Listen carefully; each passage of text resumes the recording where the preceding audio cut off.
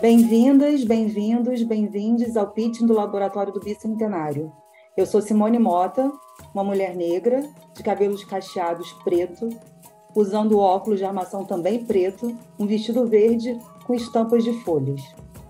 O Laboratório do Bicentenário conta com patrocínio do Governo do Estado do Rio de Janeiro, Secretaria de Estado de Cultura e Economia Criativa do Rio de Janeiro, através do edital Retomada Cultural RJ2.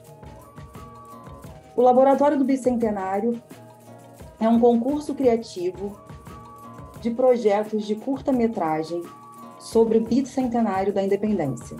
Após uma chamada pública para moradores do estado do Rio de Janeiro, no dia 10 de janeiro de 2023, a Utopia anunciou os 5 selecionados que foram contemplados com uma bolsa de estudo no valor de R$ 1.000, mentorias de produção, roteiro, direção, fotografia e desenho de som, além de uma consultoria de história para os seus projetos. O Laboratório do Bicentenário realiza hoje a sua última etapa do processo, um pitching que vai premiar um dos 5 projetos selecionados com um prêmio de R$ 2.500. Para avaliar os projetos, temos um júri de seleção formado por Edileuza Penha, Graciela Guarani e Igor Barradas. Os mentores desse projeto: Sara Duarte, Gilson Júnior, Bia Marques, João Paulo Franklin. E selecionados também tiveram a oportunidade de contar com a consultoria da Inaê Lopes dos Santos.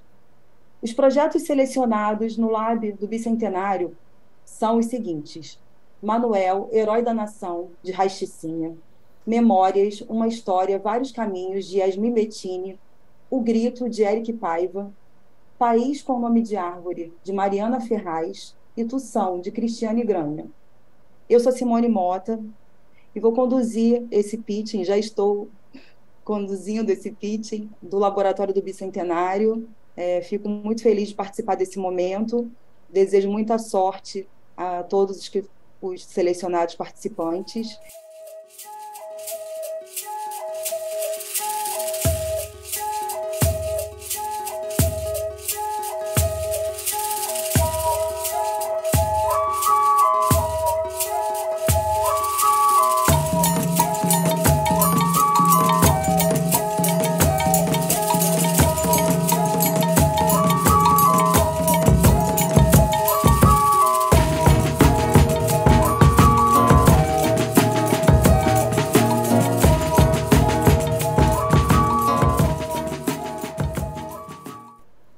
O primeiro projeto é de Rastricinha, intitulado Manuel, Herói da Nação.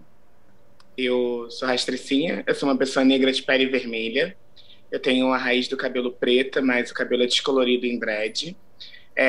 Na minha aparência existe uma androginia e no meu fundo está a minha parede cinza da sala da minha casa. Olá, boa tarde, né? Meu nome é Rastricinha. E esse nome, ele vem de 2 perspectivas da minha vida, assim. A necessidade de construir um mundo melhor e a necessidade de ter mais conforto também. Porque esse mundo melhor, ele é um mundo de acessos, né?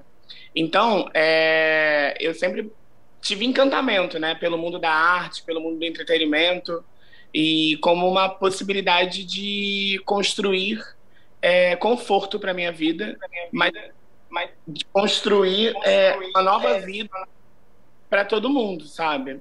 Então, eu sempre mesclei a questão da militância com o meu processo artístico, porque, antes de mais nada, eu trabalho com performance e entendo que a performance é viver. E essa história, que eu quero contar, a história do Manuel, ela vem a partir de uma vivência pessoal. Eu estava frequentando um espaço na cidade do Rio de Janeiro que homenageava um líder da cidade que eu nasci, sem eu saber que esse líder existia. E por volta dos 25 anos eu descobri quem era Manuel do Congo. Hoje eu tenho 30. E quando eu descobri isso, eu me senti muito traído pela escola, pela minha história, porque como eu não tinha o Manuel para eu me guiar, para eu me referenciar, para eu ter mais autoestima na minha vida, para eu acreditar que tem pessoas que, assim como eu, acreditavam que dá para fazer diferente, assim. Então, eu acho que o Manuel, ele é um herói da nação, porque ele fez parte da luta antirracista dos nossos ancestrais. A luta antirracista ela é uma luta urgente para todas as pessoas, e eu quero levar essa história para pessoas de Patidoferes, que são adolescentes, que precisam de Marianas Crioulas, de Manuels do Congo, para poder ter autoestima e acreditar em si mesmo, assim. Então, esse filme, eu quero ser da direção, eu quero dirigir, eu quero ser a diretora do filme, eu quero poder construir com ele uma linha de produção onde as pessoas de Patidoferes componham um filme através de oficinas, onde a linguagem fílmica seja facilitada. Eu sou uma pessoa que faz filme sem academia, sem ter ido à academia, mas estudando todo dia, porque eu acredito que o cinema é um ofício, como a culinária, como a costura, e que existem várias formas de pensar e pesquisar cinema. E é muito importante, hoje, quando as tecnologias estão na nossa mão, a gente discutir e ampliar esse espaço da linguagem fílmica.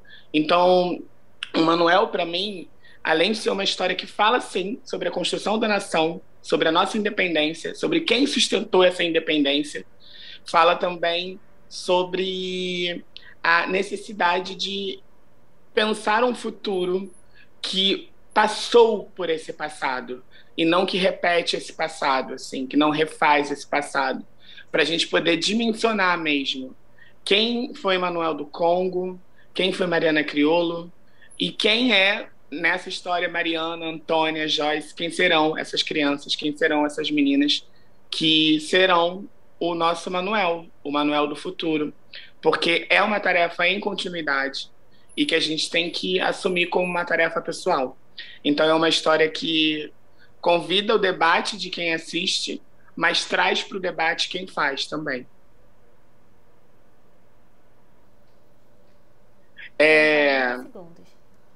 Então eu quero agradecer a todo mundo que ouviu e que está aqui comigo hoje e agradecer a todos os amigos que eu encontrei nesse laboratório, amigas e amigos que eu sei que ainda vão por vir. Beijo, gente.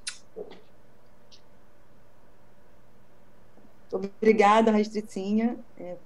Parabéns por sua apresentação. Vamos ao segundo projeto do dia.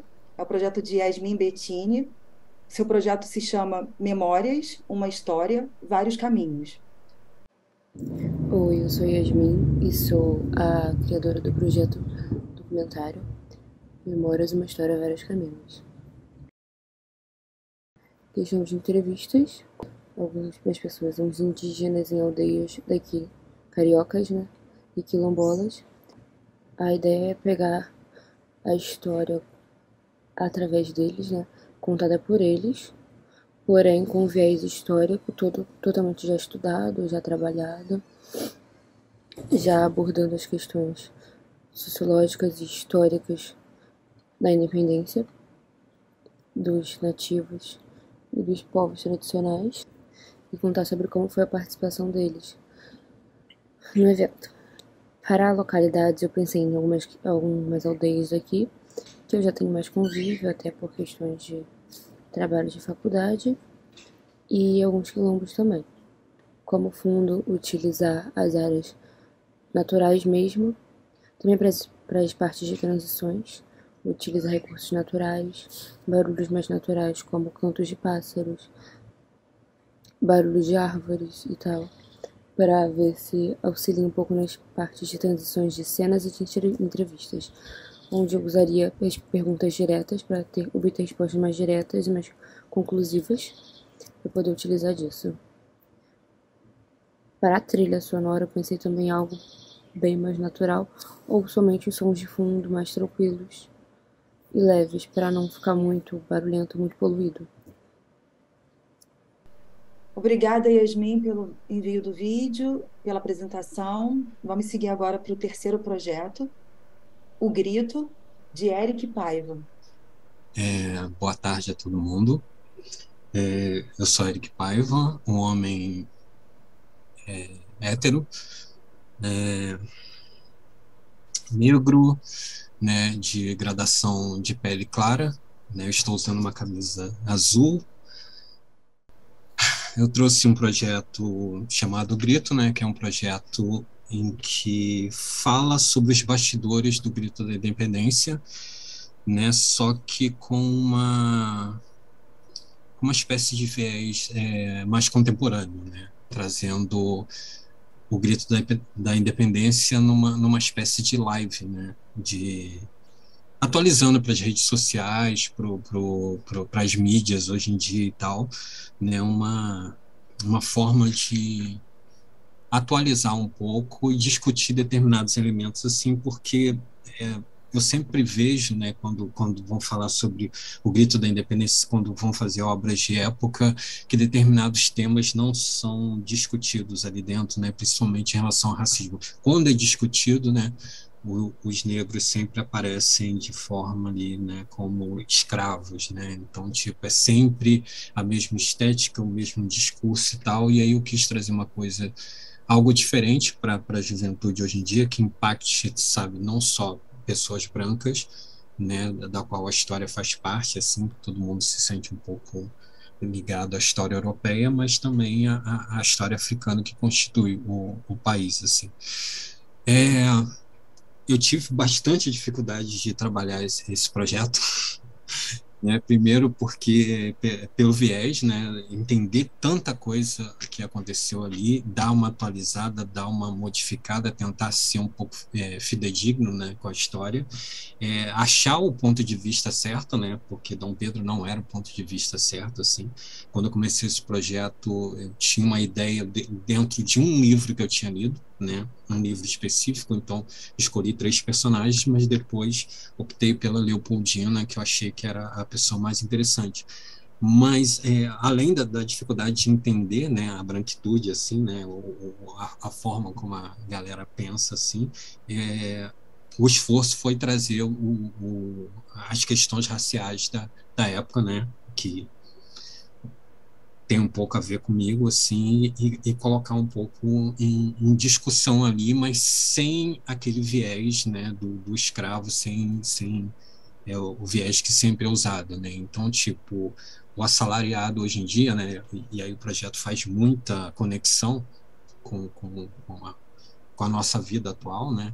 Então, o assalariado é um escravo, né, moderno, né, e vários outros escravos, casos de questões análogas à escravidão que estão fazendo parte da nossa sociedade e tal. Então, eu tento trazer um pouco de tudo que eu consigo num projeto extremamente caótico, mas é extremamente divertido de fazer assim. A questão da branquitude, que foi um desafio, foi tipo uma experiência que eu tive numa sala que, enquanto eu estava lá e a gente tinha que escrever sobre vários aspectos da sociedade, eu tive uma epifania, né, quando eu descobri que eu não sabia escrever sobre jovens de classe média que tinham dinheiro, porque eu nunca tinha experienciado isso, né?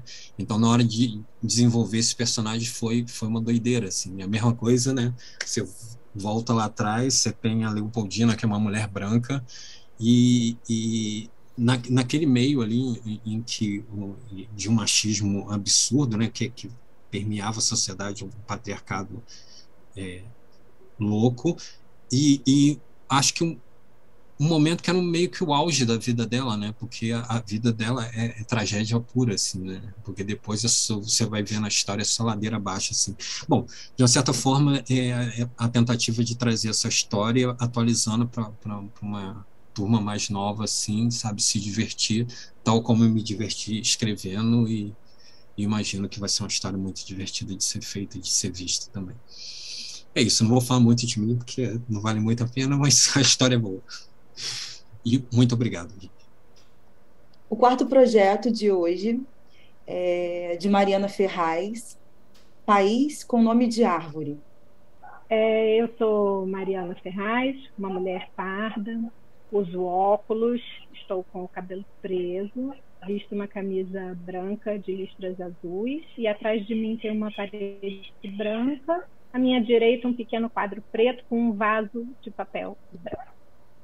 Obrigada por me receberem. eu vou apresentar a País com o Nome de Árvore, a história de um homem, o homem branco, muito ocupado, que é transportado para um mundo onírico por um pau-brasil mágico.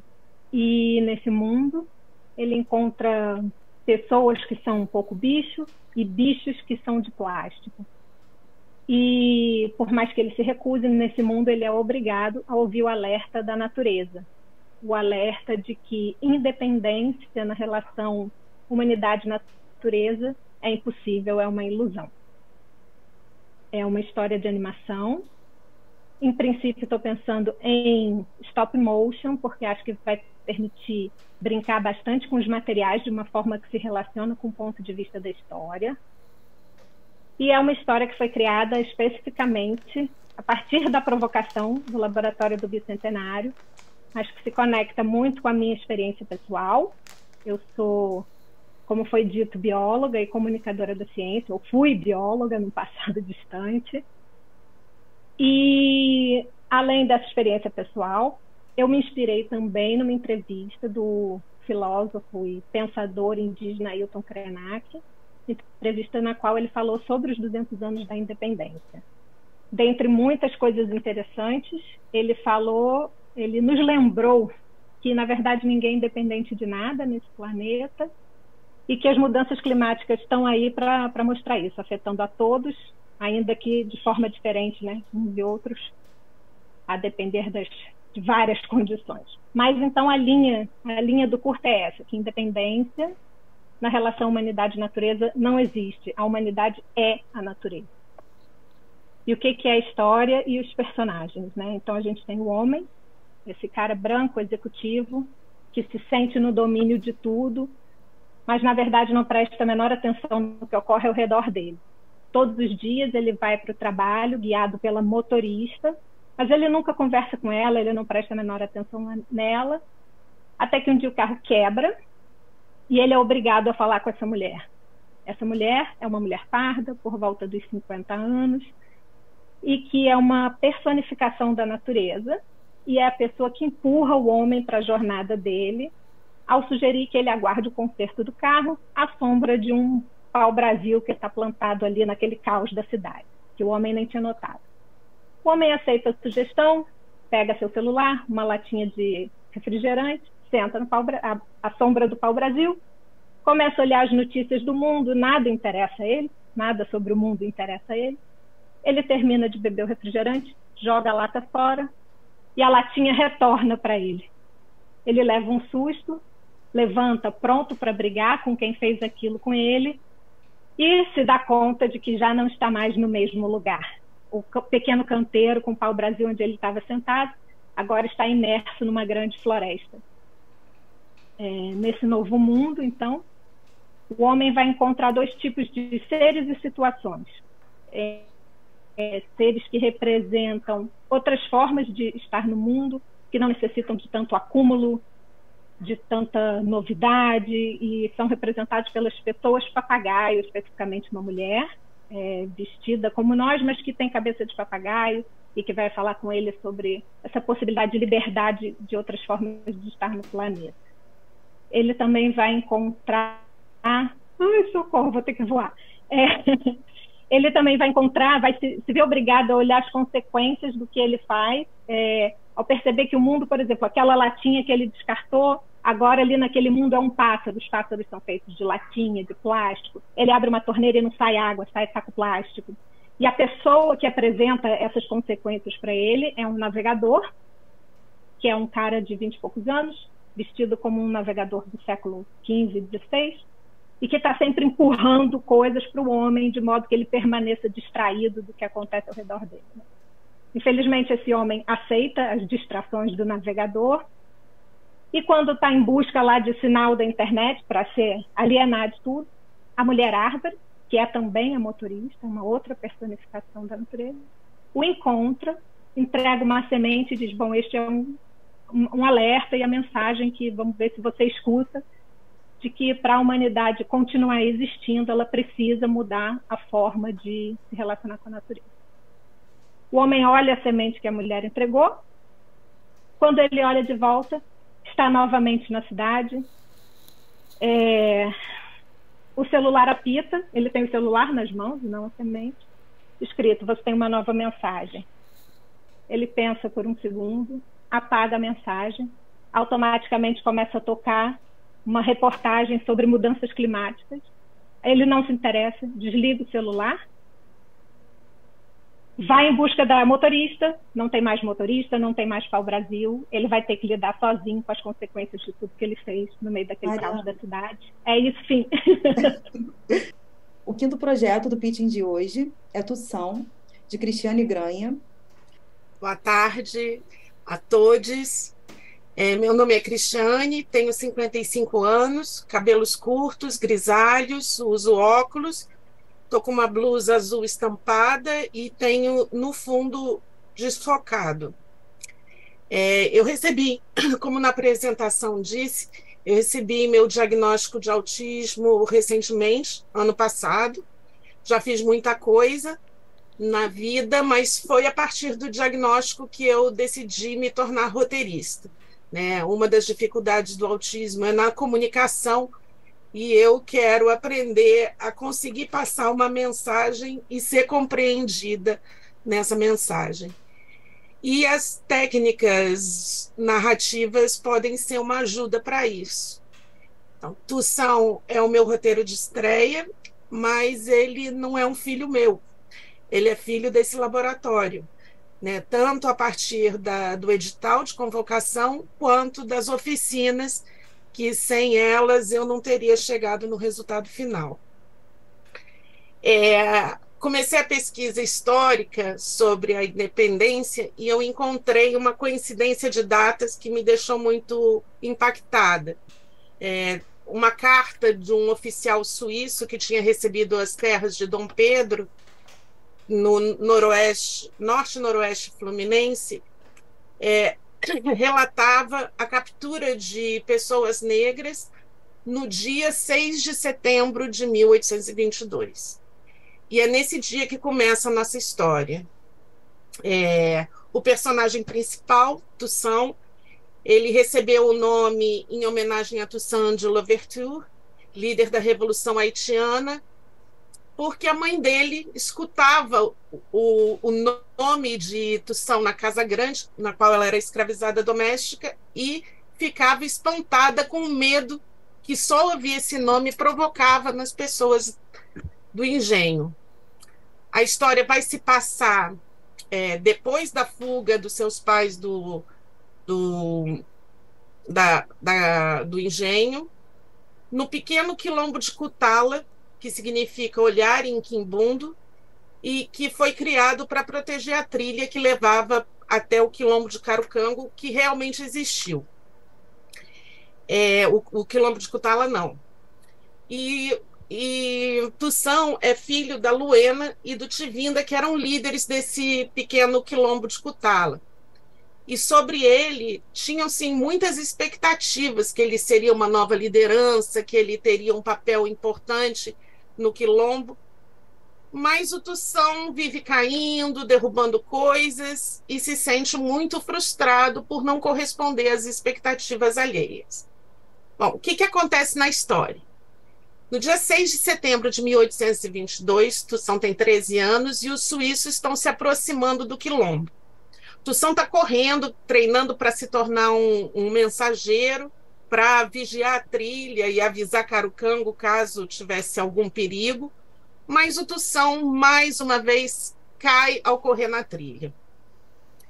Isso deixa também seu pai, Tivinda, frustrado, e Tivinda manda Tução ir ter com a mãe dele para Luena ajudar a cuidar dos machucados.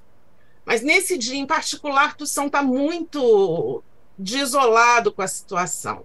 Luena tenta consolar, não consegue, e acaba entregando para Tução um livro que tem o Toussaint de Louverture desenhado na capa. Só que dentro do livro também tem um mapa que mostra a trilha mais curta para chegar no quilombo de Carucango. Nesse momento eles são interrompidos, os suíços estão se aproximando, o quilombo se organiza para receber para enfrentar a invasão, o ataque, e o pai de Tução, Tivinda, manda ele se esconder nas grutas com a mãe e aqueles que não iam poder lutar. O Tução é teimoso e não aceita isso e vai escondido atrás do pai, que está ajudando a esconder uma das armadilhas. Só que o Tução acaba caindo dentro da armadilha. Ele não se machuca, os suíços já estão chegando, o Tivinda não consegue, não tem tempo de resgatar o Tução, cobre melhor as armadilhas e se esconde e acaba capturando um suíço que não tem a mesma felicidade do Tução de escapar ileso. Esses suíços tinham óculos que o Tução acaba pegando quando está dentro da armadilha e acaba descobrindo que ele tem a possibilidade de enxergar tudo aquilo que ele não enxergava antes. Ele consegue ver suas próprias cicatrizes, consegue ver o mapa que estava no livro que a mãe tinha dado, e ele percebe que ele está pronto para cumprir a missão de avisar Carucango. E ele vai realizar essa missão. Ele corre, dessa vez não cai mais, não tem buraco nenhum puxando ele para dentro, não tem raiz de... Um minuto? Não, o seu minuto já passou. Mas ele correu, cumpriu a missão do Quilombo e conseguiu avisar Carucango. Com a apresentação da Cristiane, encerramos a apresentação dos 5 projetos selecionados.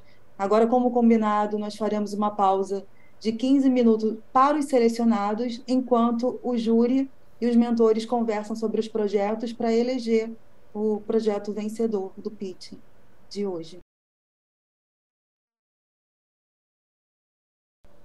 Bom, estamos todos de volta. A reunião já aconteceu, a decisão já foi tomada. Então, eu passo a palavra a Sara nesse momento para que ela anuncie o projeto vencedor e depois possa passar a palavra ao júri de seleção para que faça também suas considerações. É com você, Sara. Obrigada, Simone. Bom, eu sou a Sara Duarte, eu sou uma mulher branca de 40 anos, estou com o cabelo preso, liso, os óculos, uma armação, acho que amarronzada, camiseta branca, tem uma estante, acho que verde água atrás de mim, estou com um top aparecendo aqui por baixo da camiseta branca. Eu sou idealizadora do Laboratório do Bicentenário, acompanhei de perto todo o processo, por isso que eu quis estar aqui falando comunicando a vocês a decisão do júri. Foi difícil, todo mundo concorda o quanto os projetos avançaram, é muito bonito ver a entrega, a dedicação de todos os bolsistas, né, os autores participantes, né, selecionados, que participaram aqui desse laboratório. Então, eu queria primeiro agradecer muito, e especialmente a Cristiane Granha, ao Eric Paiva, a Mariana Ferraz, a Rastricinha e a Yasmin Bettini, né? Porque foi a criatividade, a entrega de vocês que fizeram esse lab ser tão especial. Então, relembrando aqui um pouco do que nós conseguimos trabalhar ao longo do laboratório, eu acabei reordenando por ordem alfabética do nome dos autores, porque o meu foco é em vocês, né? A Cris conseguiu adequar o projeto de Tução para um curta-metragem, com sucesso. O projeto inicial, a gente tinha... todo mundo que leu entendia que tinha mais características de um longa-metragem, mas ela readecou muito bem, conseguiu uma produção, um roteiro com alta viabilidade de produção, de realização, né, com um personagem protagonista forte, carismático. Então, foi bonito ver a evolução desse projeto. O Eric, que já tinha um projeto perfeitamente adequado ao formato de curta, né, você batia o olho e entendia o que ele queria fazer, mas esse projeto cresceu ainda mais.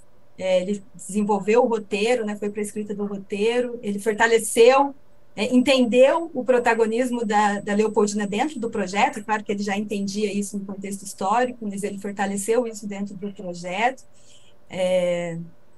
E, aliás, essa personagem ganhou um perfil muito bem escrito, é muito gostoso ler o texto do Eric, então obrigada também.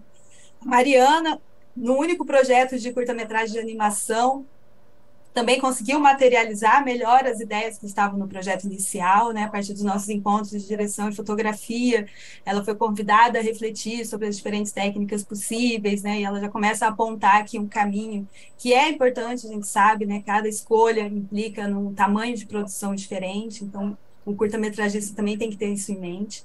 A Rastricinha, que traz uma abordagem muito bonita de uma luta tão dolorosa, como foi a luta de Manuel do Congo, como é a luta antirracista até hoje.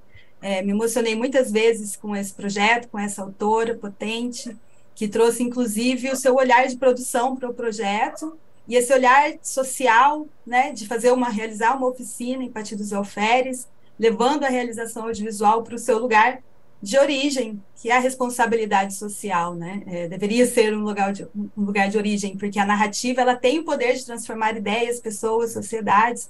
Então a gente não pode esquecer isso enquanto autores também. A Yasmin, que infelizmente não pôde estar presente hoje, é uma jovem estudante de sociologia que fez uma coisa muito bonita nesse projeto, que é unir a sua experiência na universidade com o seu interesse pelo audiovisual, né? A gente espera que o audiovisual possa caminhar sempre de mãos dadas com a academia. Eu me vejo muito na Yasmin quando eu penso na Sara universitária lá em 2001, né? Então eu vou só desejar para ela, essa jovem sonhadora, potente também, que os seus melhores sonhos sejam os guias dos seus caminhos. Então, independente do vencedor, desculpa o suspense, esse laboratório abre um horizonte de possibilidades para a realização de todos esses curtas. Nós falamos em fazer um longa temático sobre o bicentenário, né? Reunir os curtas num filme só, é uma ótima ideia, talvez aconteça. De toda forma, o que eu espero é que vocês continuem escrevendo, continuem realizando, e que a gente possa seguir em rede, né? Não só os autores, mas todo mundo que está aqui como convidado, porque juntos nós somos melhores. Nós precisamos dessa união.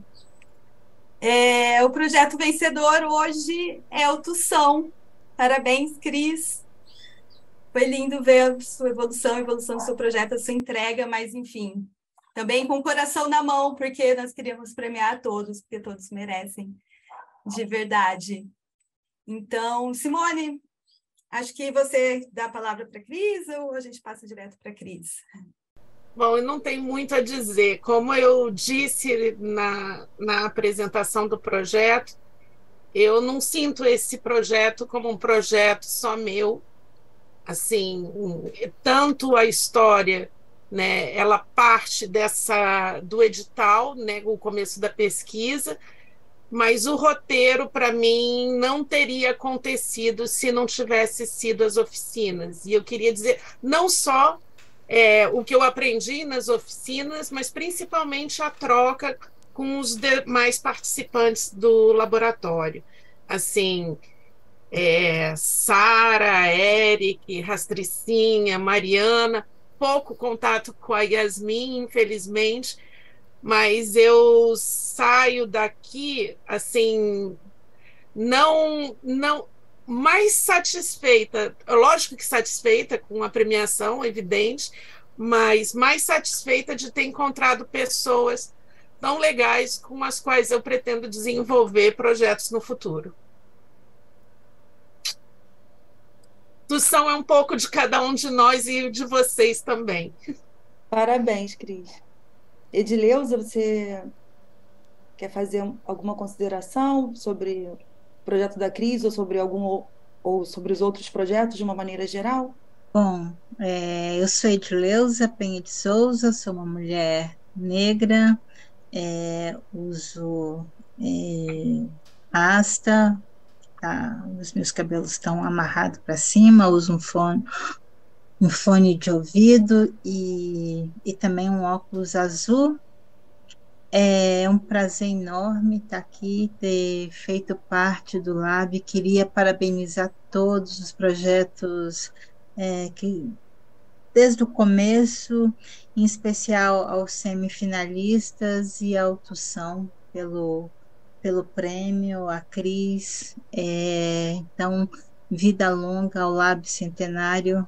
É muito bom estar aqui com vocês. Obrigada, Edileuza. Graciela? Oi, tudo bom, gente? Foi um prazer enorme ouvir vocês hoje aqui, mas deixa antes eu fazer a minha apresentação. Sou Graciela Guarani, eu sou uma mulher indígena, estou com o cabelo à altura dos ombros.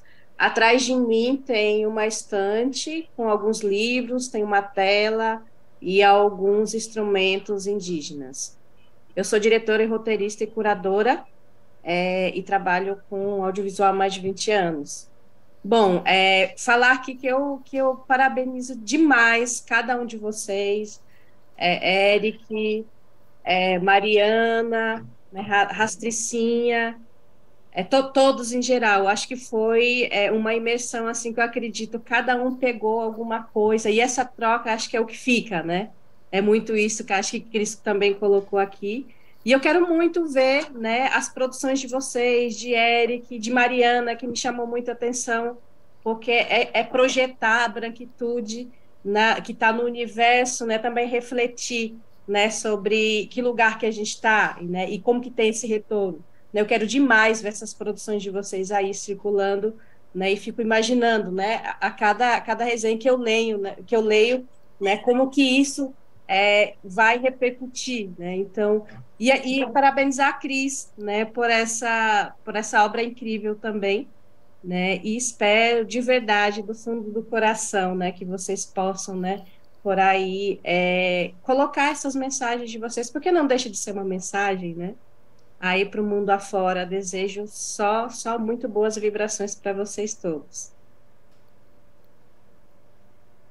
Obrigada, Graciela. Igor, você gostaria de fazer suas considerações? Opa, meu nome é Igor, eu tô com um casaquinho azul, cabelo curto, barba. Atrás de mim tem uma biblioteca. Queria dizer que foi muito emocionante até, é uma palavra que me veio durante as apresentações. E foi muito legal ver o quanto os projetos cresceram, né? Isso foi muito, muito, muito legal mesmo, assim. Sair de projetos que vieram basicamente com um parágrafo e se transformarem em projetos consistentes, projetos que você consegue ver eles na tela, você consegue ver eles sendo filmados. E eu compartilho aqui, acho que com todos os que falaram aqui do júri, a vontade de ver esses filmes na tela, muita vontade de ver esses filmes sendo produzidos, sendo exibidos pelo mundo afora, assim, deu muita, muita vontade mesmo, aquela vontade da mosquinha azul que a Cris falou aí, bateu bonito essa tarde aqui. Então queria agradecer a todos vocês pelo empenho e pela disponibilidade e por terem se jogado nessa com a gente aqui, foi muito bonito assistir, valeu. Obrigada, Igor. Eu estou vendo Bia primeiro aqui, pode ser você, Bia? Eu sou uma mulher branca de 60 anos, cabelos grisalhos na altura dos ombros, todo com um vestido azul, mas só dá para ver a alcinha, e atrás de mim tem a sala aqui da onde eu estou, de paredes amarelas claras. Gente, muito feliz de estar participando aqui, né? E assim, de estar acompanhando todo o crescimento de vocês. Eu acho que o importante foi muito isso, de ver a evolução de todos os projetos, né? A decisão foi uma decisão muito difícil de todo mundo, né? Os projetos todos estão muito bons. E isso, assim, continuem contando aí com a gente para o que deve a vontade de ver todos esses filmes na tela é muito grande, né? E isso, querer parabenizar a Cris, que ganhou, mas parabenizar também todos os outros, porque é isso, o projeto de vocês não está aquém e todos eles têm seu merecimento, tá? Vamos investir e colocar eles na tela a despeito desse edital daqui. Gilson, você pode fazer suas considerações? Bom, sou Gilson, 42 anos, homem branco, hétero, camisa branca, fundo branco, de óculos, barba grisalha, e muito impressionado com a evolução de todos os projetos, e parabenizar todos eles, e parabenizar também a curadoria, né, que escolheu os projetos, porque se eles evoluíram assim, porque foram bem escolhidos. E meus colegas mentores também, que provavelmente deram alguma contribuição para todos os projetos terem evoluído tanto.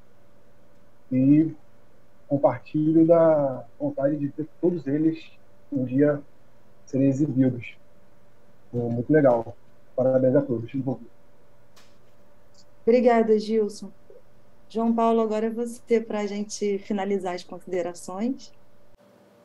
Boa tarde, sou João Paulo, tenho 41 anos, sou um homem hétero, pardo, tô de camisa preta, cabelo curto, barba curta.